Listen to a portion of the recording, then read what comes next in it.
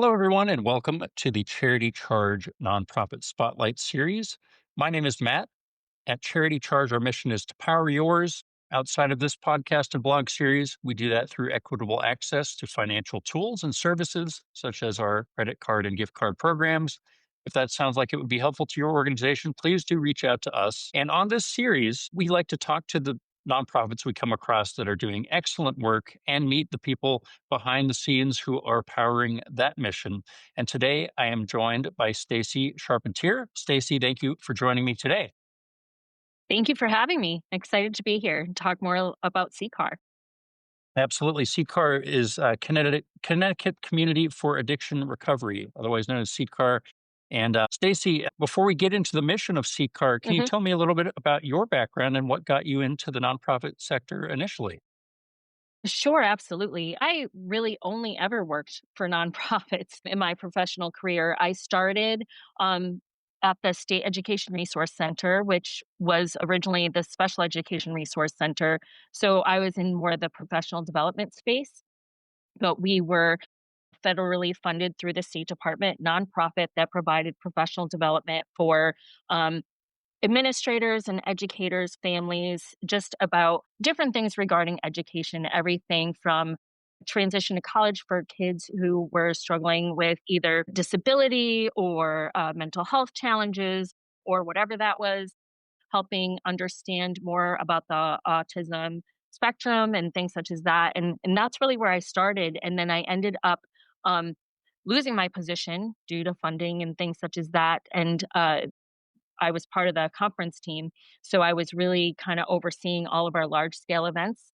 That team is no longer, typically those are the things that get cut most when we are in the nonprofit space. And so I found myself working at the Connecticut Certification Board, and they oversee the certification of anybody looking to serve people in either a clinician, counselor, things such as that. And I was temping there for a while, and because that was only a temporary gig, I found myself also working part-time at Bristol Hospital here in Connecticut. And I worked on the inpatient unit. I'm a family member who's been impacted by addiction. My father and several other family members struggled. And so I found myself really just aligning a lot with the services that people were receiving once they were actually on an inpatient floor and receiving care. But through my work at the CCB, I got connected with CCAR. And so when that position ended, the executive director at the time, Phil Valentine, reached out to me, said there was a position that he thought I would be suited for. And so I went through the process and became the Recovery Coach Academy coordinator. That was the training team. It was one person, me. We had one curriculum at the time. And now, 13 some odd years later, we have over nine curriculums. We've trained over 100,000 people across the globe, starting from that one curriculum. But it's really my passion for ongoing professional development and also my alignment with making sure that people in recovery or people who are struggling with addiction have access to support and services that they want is really what keeps me motivated and passionate for this work. Excellent. No, I appreciate that context. It does sound, very mission aligned for you as well as personal. So that is Mm. wonderful. And tell me, in a nutshell, I know that CCAR does a lot of amazing work in the recovery space, but yeah, what is the mission of CCAR? So, along with organizing the recovery community, our mission is really to put a face on recovery and discrimination, ensure that people have access, like I said, to the recovery support services that they want and that they have choice. We honor multiple pathways of recovery. And so we do that through education and recovery support services and education. We really want to make sure that time somebody needs help, there is a resource of their choosing available for them. Excellent. That's wonderful. And I read that CCAR does an annual recovery walk. And this next month, you're celebrating your 25th. Is that correct? Our 25th, yes. So we were one of the first organizations, recovery community organizations to do a recovery walk, and now There are thousands across the country and across the globe where we really want to bring people together and celebrate recovery. A lot of times when people think about recovery from addiction, they're looking at the negative. They see pictures of pill bottles or needles, or they see images in their head of the negative space that addiction brings.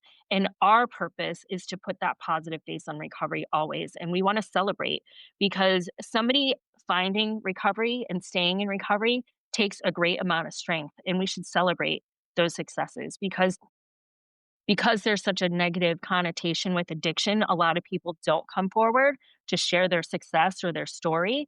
And so this is a space where everybody can feel comfortable coming forward, saying that they're in recovery, and just celebrating with other like-minded individuals. We welcome family, friends, anyone's invited. We have entertainment, things for kids to do, food trucks, everything. We really want it to be a wonderful celebration, not just for the people in recovery, but also for the community. Because let's face it, the people in recovery are members of society. They work, they have families, they vote, you know, they're contributing positively. And so we really want the community to come celebrate along with us. That's wonderful, and congratulations on the 25 Thank years. That's you. fantastic. Now, on this show, we do like to talk about, obviously the positives, but also the challenges of nonprofit leadership. And Hmm. one thing that struck me, you stepped into the role of executive director, and we're pretty soon faced with a potential closure of three recovery community centers due to expiring funding.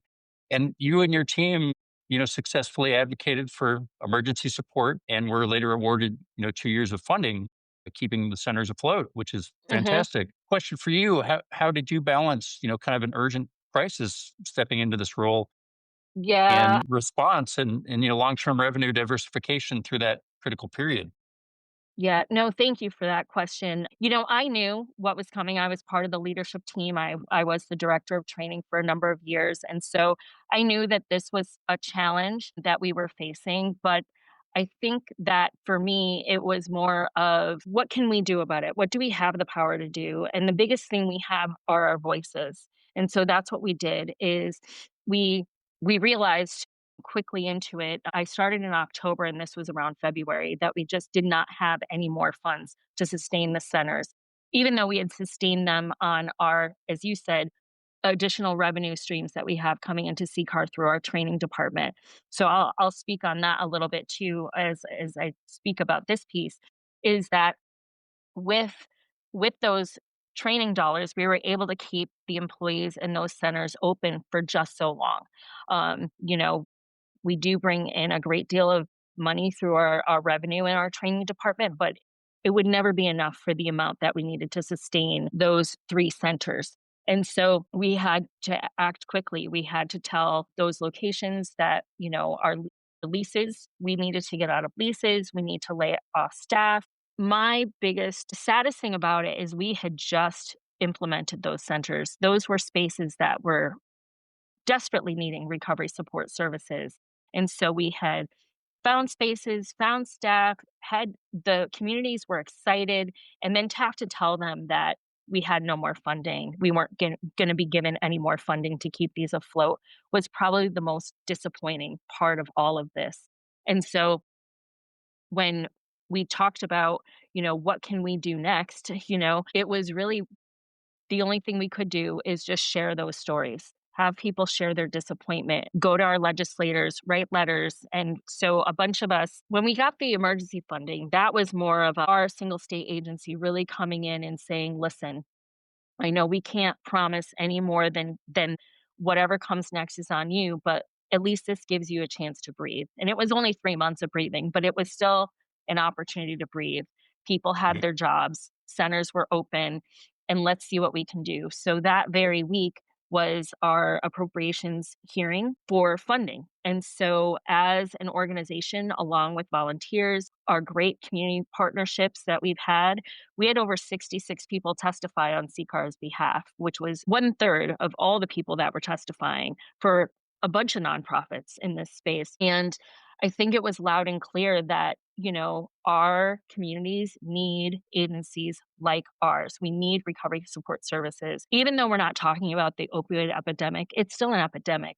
We had overdoses spike over July 4th weekend. My husband's family lost 2 people within the same family over a weekend. And so we can't stop saying that there's no problem out there just because we're not talking about it. And so at a time when we should be increasing recovery support services, we were at the point where we were taking them away. And Mhm. so we were very successful in having those conversations with legislators, having conversations within our state, single state agency, and really we had put in for opioid settlement dollars back when the portal opened, when states got the money, and for whatever reason, we were never on that agenda, and I really was just like, "I need answers because legislators are saying, 'There's opioid money. This is what it should be funding.'" The opioid settlement committee was like, "Well, we can't see you unless it gets through this process," and it was like, "How can I connect these dots?" So I reached out. I asked questions and talked to the person who oversees the committee and was basically like, listen, legislators are telling me I need to get in front of the committee. How can I do that? You're telling me I can't. There's no opportunity. How can I connect these dots? And so she actually said at the next meeting, because we had CCAR staff that sat on the committee, if we reclused ourselves from the meeting that they would put our community centers on the agenda. And so Mhm. that's how we got through that process and we're able to at least get the next 2 years of funding.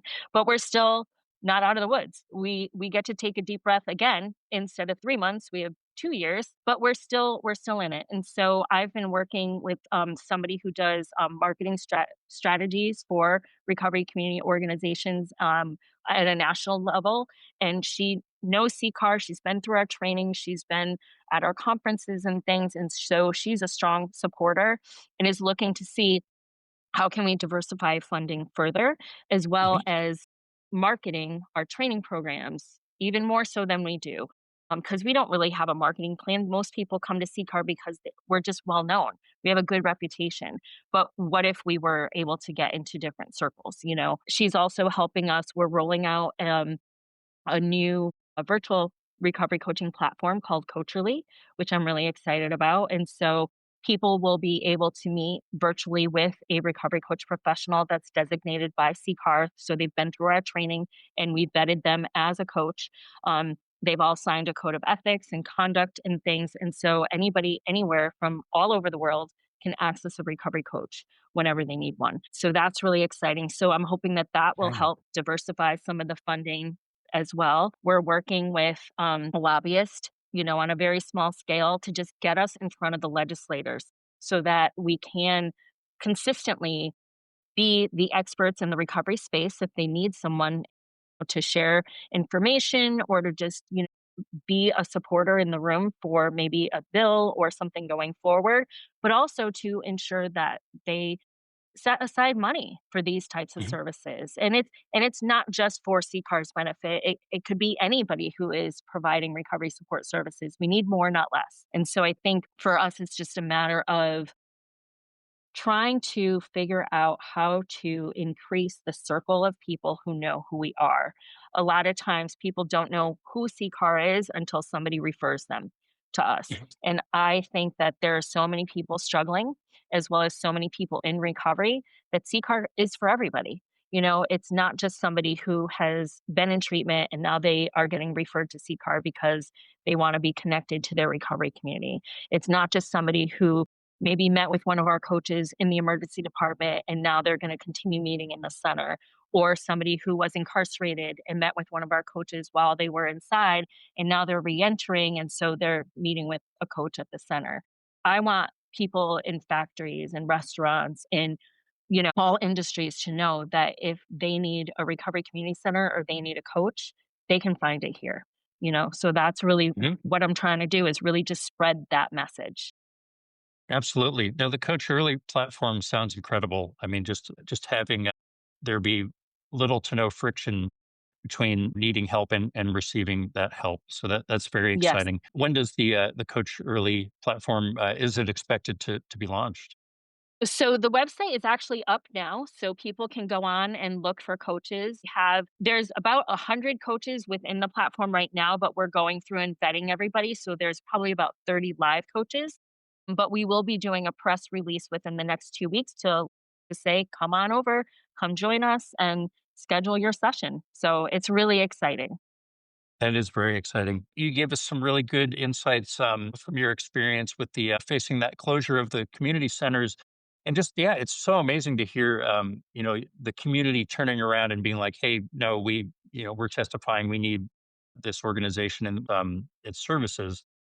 It really is a testament to the community you serve, giving back to you in that way. And yeah, so what takeaways from that experience or others in this I won't say new role as but somewhat new leadership role? What advice might you give to other nonprofit leaders, some of which are our listeners?